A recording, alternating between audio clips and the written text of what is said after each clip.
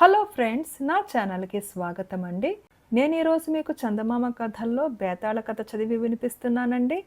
ఈ కథ పేరు తెర రహస్యం. పట్టువదలని విక్రమార్కుడు చెట్టు వద్దకు తిరిగి వెళ్ళి చెట్టుపై నుంచి శవాన్ని దించి భుజాన వేసుకుని ఎప్పటిలాగే మౌనంగా శ్మశానం కేసి నడవసాగాడు. అప్పుడు శవంలోని బేతాళుడు, రాజా, నీకిది ఏదో పరీక్షలాగా కనబడుతుంది. ఈ పరీక్షలో నువ్వు నెగ్గినంత మాత్రాన నీకు ఫలం దక్కకపోవచ్చు.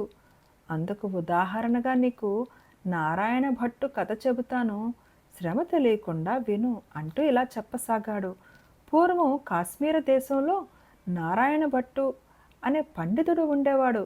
అతను సమస్త శాస్త్రాలలోనూ ఆరితేరిన అఖండ మేధావి. అతనికి దేశమంతా తిరుగుదామని, ఇతర పండితులతో వాదించి జయించుదామని కోరిక కలిగింది. అందుకని నారాయణ భట్టు దేశాటన ప్రారంభించి ఒక్కొక్క దేశంలోనూ ప్రసిద్ధులుగా ఉండే పండితులతో వాదించి వారిని ఓడించి బహుమానాలు పుచ్చుకుంటూ కాలక్రమాన కళింగ దేశం వచ్చాడు. కళింగ దేశంలోని ఒక అగ్రహారంలో కమలామణి అనే ఒక విదుషీమణి ఉండేది. ఆమె కూడా సమస్త శాస్త్రాలు చదువుకున్న ప్రజ్ఞావంతురాలు. తనతో వాదించి ఎవరైనా తనను ఓడించినట్టయితే అతన్ని పెళ్లి చేసుకుంటానని, తనతో వాదించి ఓడిపోయినవాడు తన పాదాలకు నమస్కరించి వెళ్ళిపోవాలని ఆమె ఒక ప్రకటన చేసింది. అనేక మంది పండితులైన యువకులు ఆమెతో వాదించి ఓడిపోయి ఆమె పాదాలకు నమస్కారం చేసి వెళ్ళిపోయారు. కళింగ దేశం చేరుతూనే నారాయణ భట్టు కమలామణి గురించి విన్నాడు. అతను ఆమె ఉండే అగ్రహారం చేరి ఊరి చివర ఉండే ఒక బ్రాహ్మణుడి ఇంటికి అభ్యాగతిగా వెళ్ళాడు.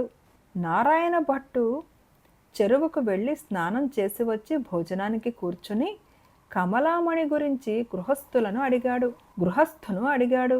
దానికి గృహస్థు తాను కమలామణిని చిన్నతనంలో ఎప్పుడో చూశానని, యుక్త వయసు వచ్చాక ఆమె ఎవరికీ కనిపించటం లేదని, శాస్త్ర చర్చకు వచ్చిన వారితో వాదించేటప్పుడు కూడా ఆమె తెర వెనక ఉండి మాట్లాడుతుందని, మంచి పాండిత్యం కలది అని చెప్పాడు.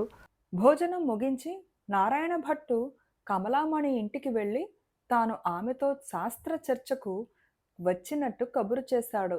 ఆ మాట వింటూనే కమలామణి ఒక గదిలో తెర కట్టించి దానికి ఒక పక్క తాను కూర్చుని రెండో పక్క నారాయణ భట్టుకు ఆసనం వేయించి ఆయనను లోపలికి పిలిపించింది. ఆయన గదిలోకి వచ్చి కూర్చున్నాక కమలామణి, నా ప్రతిజ్ఞ ఏమిటో మీకు లోగడనే తెలుసును కదా అని అడిగింది. మీరే చెప్పండి అన్నాడు నారాయణ భట్టు. మీరు ఓడితే నా పాదాలకు దండం పెట్టి వెళ్ళాలి. నేనే గాని ఓడితే మీరు నన్ను పెళ్లి చేసుకోవాలి. నేను ఓడిపోతే మీ కాళ్లకు దండం పెడతాను. మీరు ఓడితే మిమ్మల్ని పెళ్ళాడటమే ఆలోచనీయం అన్నాడు నారాయణ భట్టు. కమలామణి ఒక్క క్షణం ఆలోచించి, సరే కానియ్యండి అన్నది. చాలాసేపు వారిద్దరికీ అనేక విషయాల మీద చర్చ జరిగింది. ఇద్దరూ సమాన ప్రజ్ఞ కలవారు. ఒకరి ప్రశ్నలకు ఒకరు సరిగా సమాధానాలు చెప్పారు. నారాయణ భట్టు మాత్రం చిట్ట చివరకు తాను ఒక ఆడదానికి ఓడిపోతానేమో అని భయపడుతూ వచ్చాడు. అతను వేసిన ఎంతెంత చిక్కు ప్రశ్నలకు కమలామణి సునాయాసంగా సమాధానాలు చెప్పేస్తున్నది. కొంతసేపు గడిచాక నారాయణ భట్టు కమలామణిని, మీరు ఎవరి వద్ద విద్య నేర్చుకున్నారు అని అడిగాడు. అన్ని విద్యలు మా తండ్రి గారి వద్దనే నేర్చుకున్నాను అని ఆమె జవాబు చెప్పింది. మీ వయస్సు ఎంత అని నారాయణ భట్టు మళ్ళీ అడిగాడు. 22 అని కమలామణి సమాధానం చెప్పింది. మీరు ఈ విధంగా తెరకట్టుకుని మనుషులకు కనిపించకుండా ఉండటానికి కారణం అని నారాయణ భట్టు అడిగాడు. అది నా నియమం అన్నది కమలామణి. నారాయణ భట్టు కొంతసేపు ఆలోచించి తాటాకు మీద ఏదో శ్లోకం రాసి దాన్ని తెర వెనక్కు విసిరేస్తూ, దీనికి అర్థం చెప్పండి అన్నాడు. కమలామణి వెక్కి వెక్కి ఏడుస్తూ, నేను ఓడిపోయాను, నన్ను పెళ్లి చేసుకోండి అన్నది. నారాయణ భట్టు ఆసనం మీద నుంచి లెగుస్తూ, అది అసంభవం అంటూ వెళ్ళిపోయాడు. బేతాళుడు ఈ కథ చెప్పి, రాజా, తనతో సమాన పాండిత్యం గల స్త్రీ తనకు ఓడిపోయినట్టు ఒప్పుకున్నందుకు సంతోషించక నారాయణ భట్టు ఎందుకు వెళ్ళిపోయాడు, దీనికి సమాధానం తెలిసి కూడా చెప్పకపోయావో నీ తల పగిలిపోతుందని అన్నాడు. దానికి విక్రమార్కుడు, నారాయణ భట్టు కమలామణి రహస్యాన్ని తెలుసుకున్నాడు తప్ప ఆమెను ఓడించలేదు. స్పష్టంగా ఆమె గుడ్డిది. జటిలమైన ప్రశ్నలకు సమాధానం ఇచ్చిన మనిషి ఒక శ్లోకాన్ని చదివి అర్థం చెప్పమనగానే తాను ఓడినట్టు ఒప్పుకున్నదంటే ఆమె గుడ్డిదని తెలుస్తూనే ఉన్నది. ఆ మాట రూఢి చేసుకునేటందుకే ఆమెకు చదువు చెప్పిన మనిషిని గురించి, వయసు గురించి అడిగాడు.